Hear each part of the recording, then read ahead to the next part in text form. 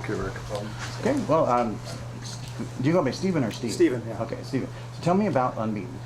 Unbeaten is an amazing film about 32 paraplegics going 300 miles in 6 days, 55 miles a day in wheelchairs between Fairbanks and Anchorage through Denali Park. That's where it started, and then the movie kind of halfway through does a transition to Beijing, to the Paralympic Games in 2008, where I watched Oz Sanchez, the man there on the cover, 2 tours of Afghanistan, Marine veteran, go from 80th in the world to the reigning gold medalist right now, fastest man in the world on the hand cycle. Now, me not being much of an athlete, I look at people that do these kind of extreme sports things and I think, why?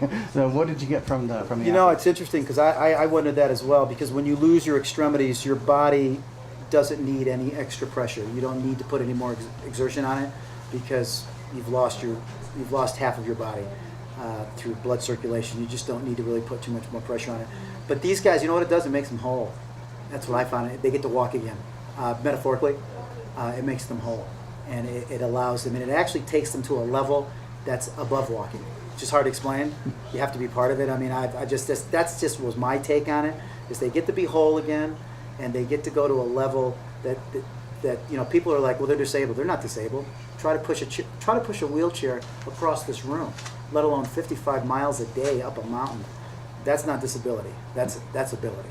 So why did you want to tell this story? Well, I could sit here and tell you I'm a really altruistic guy. I'm very philanthropic, and I really care about people, but that wasn't the case. I knew I met a guy in a wheelchair. Needed some help. He needed some money. I'd seen him around for years, and he told me about this crazy race. I'm a friend of JP DeJoria, the CEO of Paul Mitchell. I went to JP. I said, listen, these guys are amazing athletes, and he had already been working with the disabled. He's like, how much do you need? Wrote me a check. That's how it got started. From his check, Dan Aykroyd came on. Dan wrote me a check. Clint Black wrote the theme song. We're actually on the Oscar shortlist for Best Song, 3.5 years later. And the movie just keeps getting more magical. So Tuesday, we'll find out on the 25th at 5:30 in the morning. I feel really good. I think we're going to get nominated. But whether we do or whether we don't, the movie has gotten so much. My whole goal was never to win an Oscar, was never to make money. It was just to tell this story. Now, I think I must have met you either last year at Show West or the year before. And I was wondering, I've been out there a couple times, yeah. At what stage was the movie back then? Had you shot some of it already? Yeah, the movie was. I finished shooting a year ago. We finally got it. What we did is I shot for 2.5 years.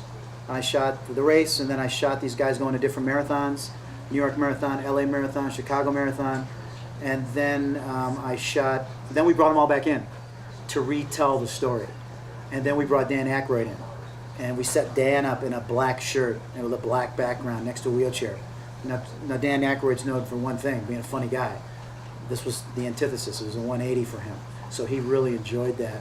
So he opens up the movie, and we pan out on him, and you see the wheelchair. So it's really dramatic. So he was up for an Oscar. He was nominated for Driving Miss Daisy, so he had done some serious work in the past. But he's mainly known as a funny guy. So how can people see Unbeaten? Well, they go to the website, unbeatenthemovie.com. Is the best way. And if any of the studio heads are watching and they want to buy the movie, they can get it that way as well. But yeah, unbeatenthemovie.com is the best way to go. And just tell all your friends. Once again, I did this to tell the story.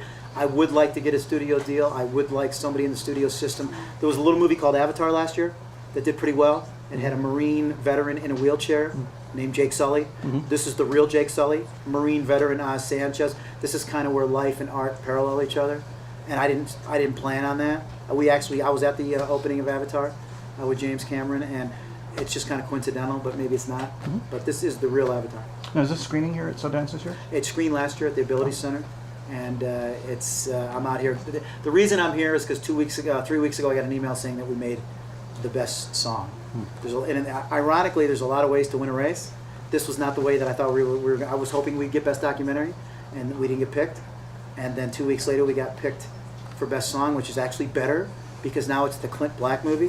So all of a sudden this movie which is great for the disabled world. The bottom line is there's 54 million disabled Americans, 22% of our population, 22%. It's an untapped market. Hollywood really hasn't embraced it. They spend $770 billion a year. It's wide open for the first studio head, for the first somebody.